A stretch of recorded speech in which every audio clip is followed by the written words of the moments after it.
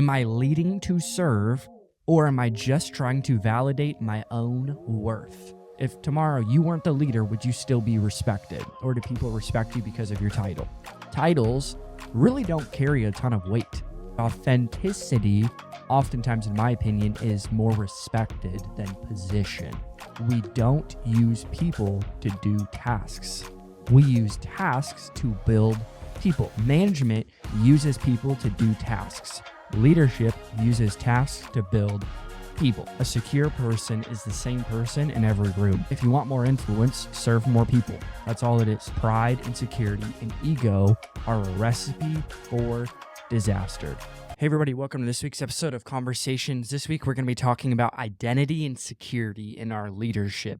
I think a lot of times we like the idea of leadership. We like the idea of being a secure person, a secure leader.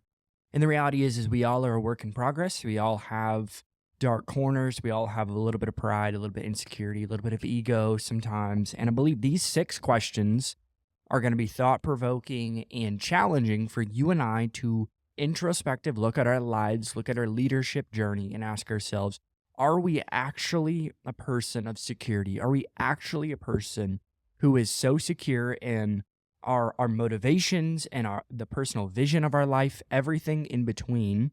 I believe, again, these 6 questions, if you can actually write them down, think about them, journal with them, pray through them, even ask somebody else that you trust about your answer to see if they get the same answer as you about yourself. I believe, again, I want to create space for you to be brutally honest with yourself just as much as I'm brutally honest with myself and in my journey and my growth, and just as much as I want you to do as well. So we're going to jump into the 6 questions that are supposed to, anyways, challenge you and hopefully encourage you to know that you're doing better than you think you are. So our first question, am I leading to serve, or am I just trying to validate my own worth? See, this all goes back to motivations, and a lot of these questions are going to go back to our actual motivations. And what's funny, or just a reality, is a lot of times we don't even know our motivations. We just kind of loop ourselves into doing something, or we just kind of go on this yes journey where we say yes to a lot of things, and we end up somewhere that we didn't know we were end up going to be. And not to say that where you ended up isn't bad. You could end up in a high position, awesome role in your organization, and you're going, man, I would have never thought I got here. And you are there, wherever that is, wherever that is for you, you've landed there. And now you're leading people. You're leading an organization, maybe you're leading in church. And what ends up happening, though, is if we don't look at the true motivations of what's happening, it ends up looking like we are trying to validate our own worth or our own importance rather than serving people. Because that's what leadership is. Leadership is serving people to help them grow in a specific area. You're taking them from A to B, and it is your responsibility to understand that what you're doing is not supposed to validate yourself, your own worth, or your importance. If you are a Christian, we obviously know that our worth and our importance comes from Jesus, not from what we do. And we have to be able to remove that. And just to be honest with ourselves, that there is going to be moments, there's times in our lives where we are trying to validate ourselves by what we can achieve rather than what Jesus has already done. I think that is 2 massive different perspectives, and I hope challenges you just as much as it challenges me. Because again, we're leading to serve. You are a servant leader. You are a chief servant officer. Anytime you are in a position of authority, it is to serve people. It is all about people. People is the only reason why you should be in leadership, not to validate your own worth or importance. The second question, if I weren't the leader, would I still be respected, or is my leadership based on fear and control?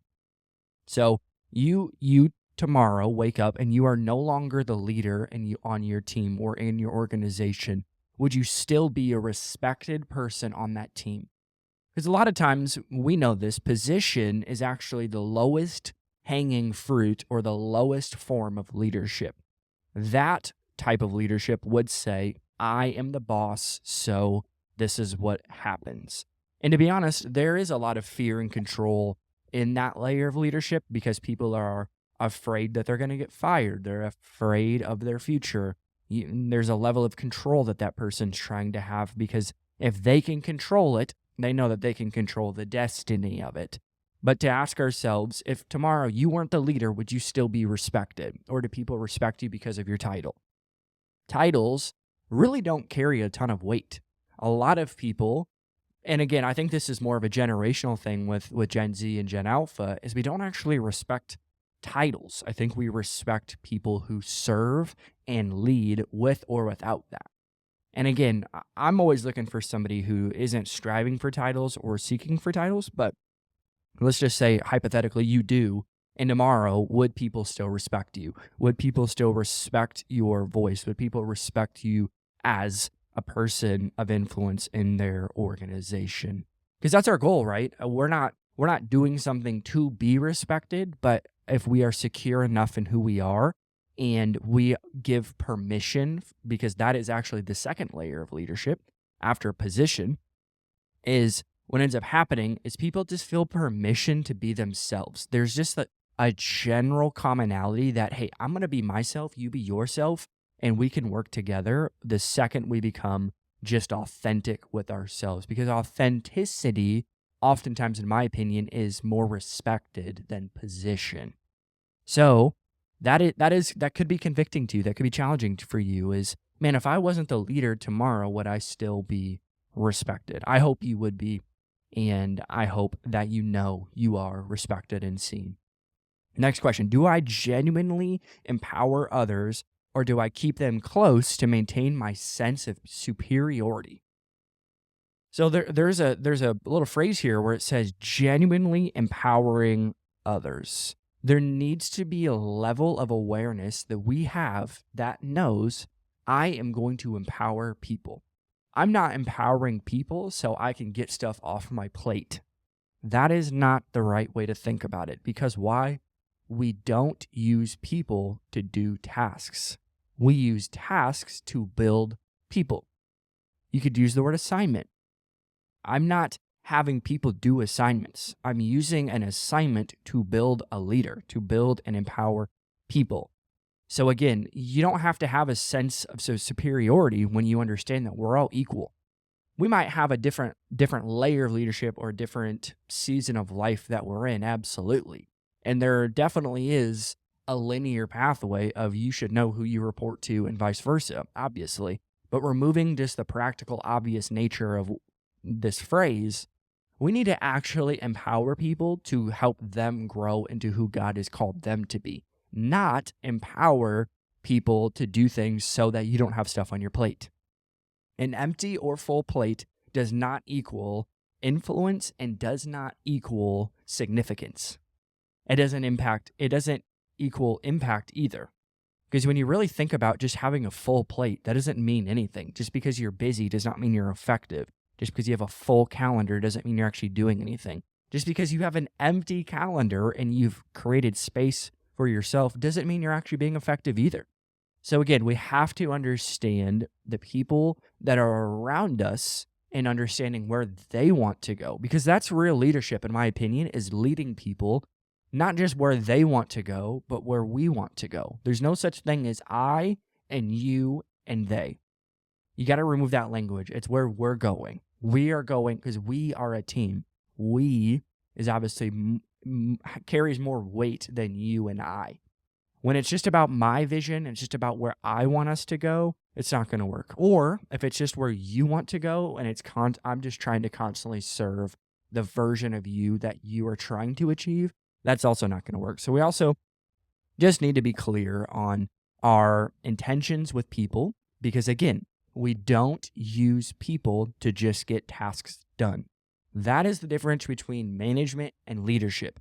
Management uses people to do tasks. Leadership uses tasks to build people. 3 last questions here. Number 4, when I succeed, do I give credit to God and my team, or do I secretly believe it's all because of my brilliance?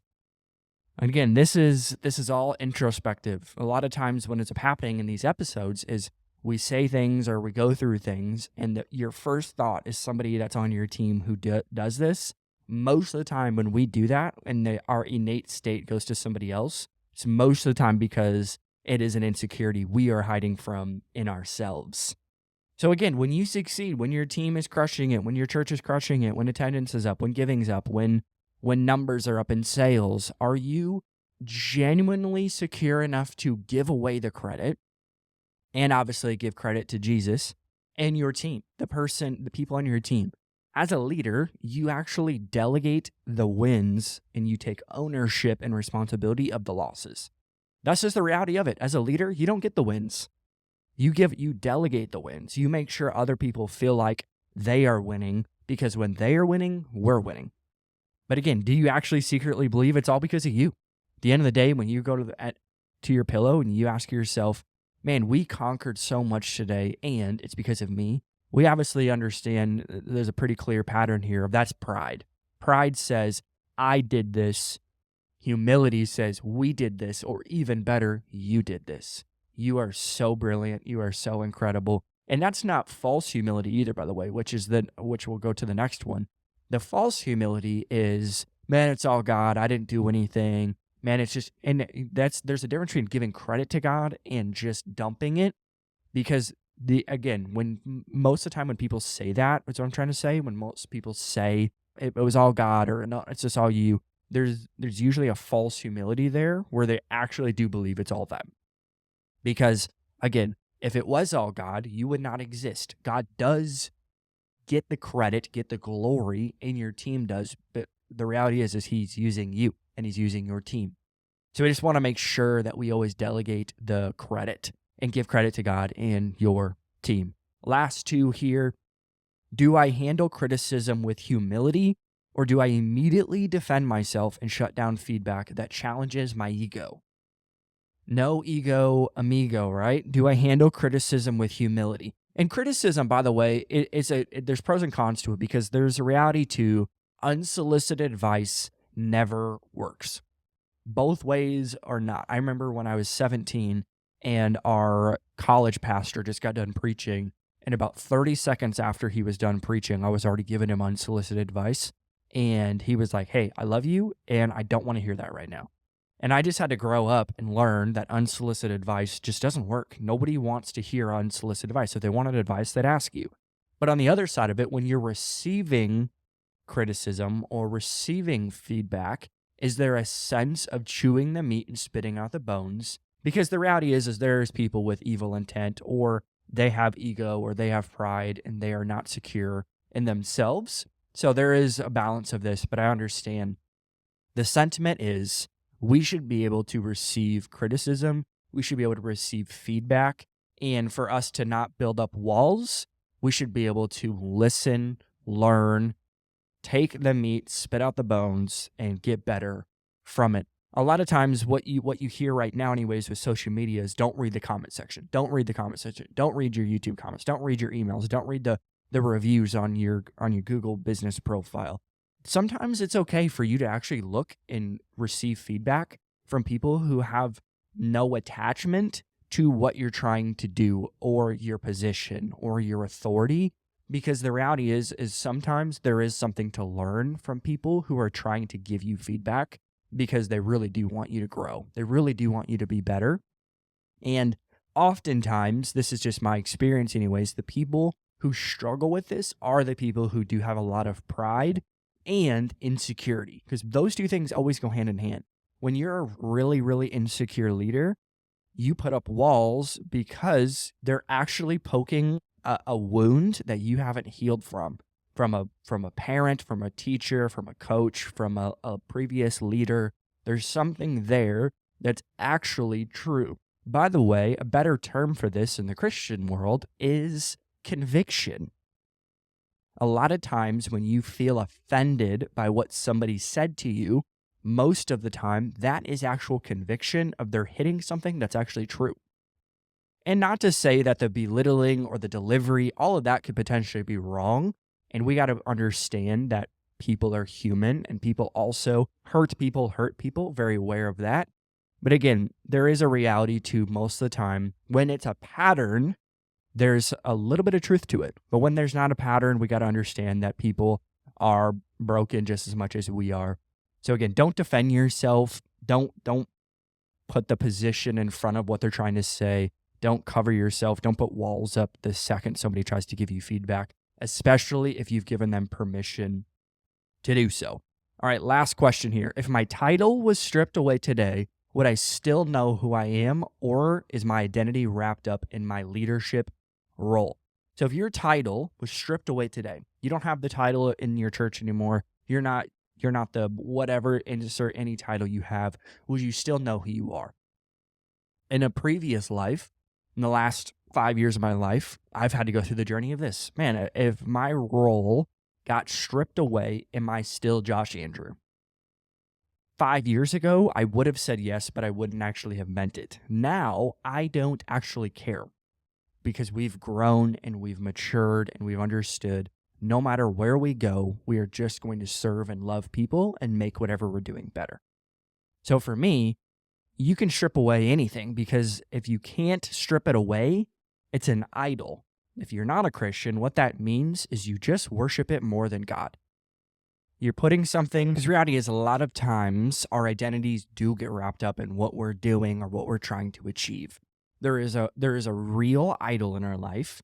And most of the time in my experience, it really does go right back to our roles and our titles or the authority that we assume that we just get. We're assuming we have the right to a platform. We're assuming we have a right to a role or a position rather than just being a servant in God's house or in the business world. It's still the same thing in the business world. Do you feel like when your role changes, you get a promotion or a demotion and you feel like, oh, that's just the way it is? Or do you lose your identity because it's wrapped up in how much money you make, your authority, your titles, your positions, who reports to you, or vice versa? Because the reality is all that stuff is fling. It can be gone tomorrow. Your whole company could shut down tomorrow, and you still need to be yourself because a secure person is the same person in every room. And I understand there is a reality to leadership. There is a reality to who you are and the type of person you should be in every single position or role. Not saying you shouldn't give people your best and give your family your best. But the reality is oftentimes we try to be someone else in each different room. And then 5 years later, you don't even know who you are because you've just pretended to be somebody you're not in 5 different rooms. Just be yourself in every room. There's no leader Josh, there's no pastor Josh. I'm just Josh. And I understand that there's going to be moments where the pastor Josh comes out, when the leader Josh comes out, when the friend Josh, all of those things is just Josh Andrew, and knowing what my role is in that relationship and in that room. So I'm going to read through these 6 questions again. It's a shorter episode today, but I just wanted to get right into the meat. So the 6 questions are, am I leading to serve, or am I just trying to validate my own worth? Are you leading to serve people, or are you leading to make more money, to have more position, to have more authority, to have more influence? By the way, if you want more influence, serve more people. That's all it is. Number 2, if I weren't the leader, would I still be respected, or is my leadership based on fear and control? If you weren't the leader tomorrow, would the people that you lead still respect you? Number 3, do I genuinely empower others, or do I keep them close to maintain my sense of superiority? Do you genuinely empower people? Do you genuinely build up people? And again, we don't use people to do tasks. We use tasks to build people. Number 4, when I succeed, do I give credit to God and my team, or do I secretly believe it's all because of my brilliance? So when you lay your head at night and you know you had a great day, you know your team is thriving, you know your church is thriving, are you giving away the wins and are you receiving the losses? Number 5, do I handle criticism with humility, or do I immediately defend myself and shut down? And again, a lot of times this goes back to our childhood. This goes back to a bad leader, a bad parent, a bad coach in our previous season of life. And we have to heal from that, because the reality is you will not grow that will be your lid, is you not being able to receive feedback. And feedback is healthy in the proper space anyways, just like we talked about. Unsolicited advice does not work ever, and people are going to give it to you. I'm telling you, no matter what space you're in, you don't have to be a Christian, you don't have to be in the church, anywhere, you are going to get unsolicited advice. And are you willing to understand that people, one, don't understand they're doing it, but then two, chewing the meat, spitting out the bones? And then the last question, if my title was stripped away today, would I still know who I am? Great question to ask yourself is not what am I doing today, is who am I becoming today? Because the only thing that's more important than who you are today is who you're becoming tomorrow. And for me, that has nothing to do with a title or what I'm trying to achieve for God. It's actually who I'm becoming with Him. Who I'm becoming with Him is way more important than what I'm doing for Him. So again, write these 6 questions down, brainstorm them, journal, and actually think about it. Actually get to the core principle of, am I a person that carries pride, insecurity, or ego? Because again, our motivations, oftentimes, we don't actually say them, but I'm telling you, they get exposed. The second you lead one person in your life, your motivations get exposed, because it's not about other people, it's about yourself. And that doesn't carry on. If you want to actually make a generational impact, if you actually want to carry influence, if you actually want to make a difference in your city, in the world, it's going to come back to those 3 things, and you flushing them out with the right people and with God and with yourself. Pride, insecurity, and ego are a recipe for disaster. Thank you so much for listening to this week's episode of Conversations. I truly believe the best is yet to come in your life. I believe we can all get a little bit better if we continue to have dialogues and conversations about getting better, growing. And if this challenged you, if you enjoyed this episode, make sure to like and subscribe on YouTube. Maybe leave a review on the podcast. That means the world to me. Thank you.